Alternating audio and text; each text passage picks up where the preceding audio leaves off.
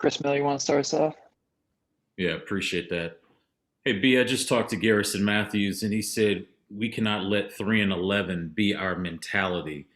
Are you getting the sense that that mentality is seeping through the group? And if so, how do you guys fix it? First praise my Lord and Savior Jesus Christ. That's a good quote by G. When you're facing adversity, as a team or individually or whatever the case may be, it's easy to kind of just fall into, that trap, and we know we're a lot better than what our record is showing, and we can't feed into that. We can't think that that's the type of team we are. Granted, reality is reality, but we also believe that we're a lot better than that. We're shorthanded.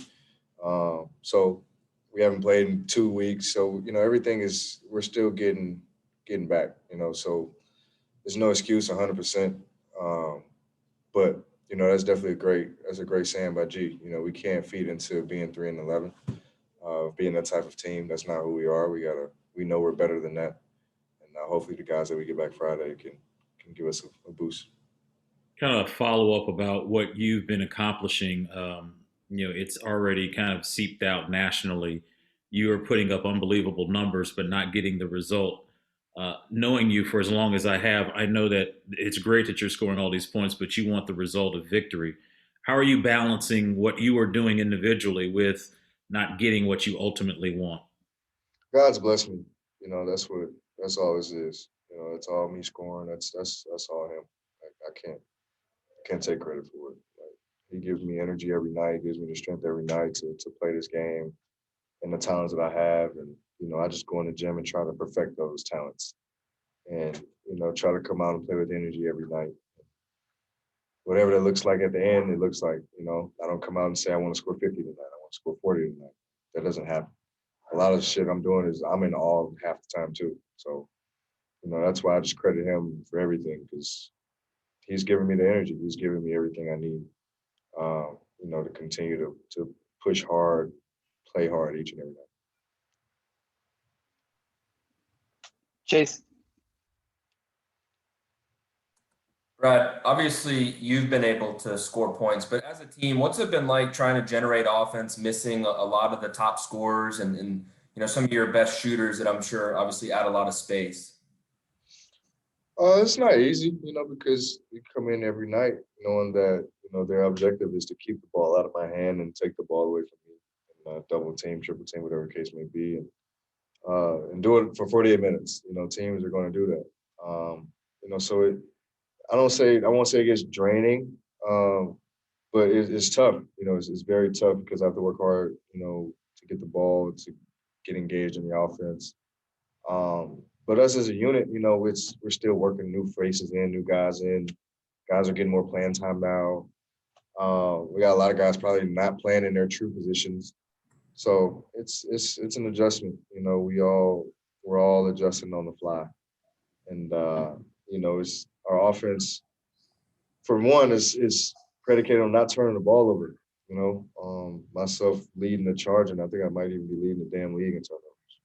So just taking care of the ball, getting a shot up every possession, and just really moving without the ball, cutting hard, setting screens, just doing everything with a purpose. That's what I was telling guys in the locker room. Like, I don't care who shoots it. I don't care if you open shoot it, because we're not going to get those throughout the game. We're not going to get those throughout the possession. We got to take what we get. So it's still a work in progress. It isn't easy, but keep chugging. And what do you think it'll be like Friday when you do get that wave of players back? Coach Brooks said you guys might get 4 or 5 guys. Well, it'll be another adjustment, because I'm sure they'll probably be on minutes when they come back. Can't just throw them right into the fire when they haven't played in 3 weeks now. So that's going to be tough on them and their bodies. So we gotta play that kind of smart. But it'll be good just to want to get back home and just be in our arena, and hopefully when the guys we get back, they're going to help us out a lot. But no matter who comes back, who we have available, we got to work with what we got. We got to go out and compete, for 48. Ava. Brad, what is it like knowing that whatever your body language is, whatever face you make at the end of the game when you're just sitting on the bench is going to be then memed and go viral on the internet and like unleash a wave of opinions? Yeah, and I gotta be better with that. I mean, you guys, media's gonna blow it up, and I mean, rightfully so. I'm mad about losing. Like, I don't. If I'm sitting over there laughing and smiling, what is the media gonna say then? You're like, oh, he doesn't take it serious, you know. So I just hate losing, you know. I hate losing, and I'm going to continue to show pissed off faces. I try to control them as much as I can, but I don't like losing. So Fred. Brad, just kind of following up on that. I mean, you talked earlier about the team mentality of being 3-11 and not wanting that to affect you on an individual level. I mean, you guys have had losing records 2 years in a row. What is it like individually being a top guy on a team that has struggled to this degree over the last 2 and a fraction years? it's tough. I'm not gonna sit here and be naive for it. It's tough, you know, because we want to win and I want to win. You know, this is why I stayed. You know, I want to win. You know, I figured this is a place I can get it done. So it's tough. You know, last year was what it was. You know, we had a lot of guys out. John was out last year. It was just it's a rocky year. COVID hit. So last year was just crazy. You know, this year it's the same thing, like in a mini bubble outside the bubble. And no fans, no nothing, no practice time. It's been tough, you know.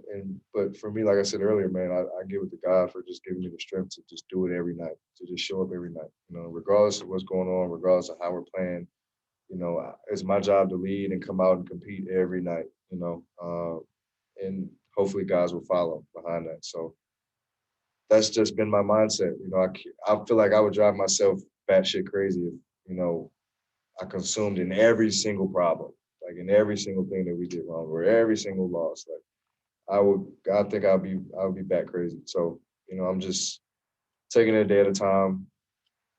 You know, constantly working on just focusing on getting better. How can I help my teammates get better? What more can I do personally to help us win? Because I'm never going to shift blame on my teammates. Or I'm never going to blame coach. I'm always going to blame myself or look at myself and figure out how I can win the game or help us win. So same here, you know, it doesn't change. But I would be lying if I said it was easy for him. Zach. The All-Star voting starts tomorrow. Do you think finally being at the top of the scoring list will get some people on notice to show some respect? I don't know. I was leading scorer for a point last year, too. I think up to All-Star break, and we see what happened then. So I'm definitely not getting my hopes up this year. Neil. Brad, Tommy's a guy that, you know, likes to have a close relationship with his players. Even, you know, before he got the job, he was in the locker room, you know, chatting with you guys after games sometimes. What has been, you know, those conversations as you guys have dealt with this adversity the past few weeks? I mean, he's encouraging. You know, he's telling us to keep our heads up and just keep chugging. We know we're shorthanded, and there's a lot of stuff going on, COVID and within the team, and you know, we just gotta work what we got and keep chipping. You know, he's positive, he's working. And I don't know what he's doing behind the scenes or whatever, but you know, he's encouraging. You know, he doesn't quit on the team or on us. You know, he's around us all the time. He's at every game. You know, he's bought in, so can't question that. All right, I'll finish up with Leonardo.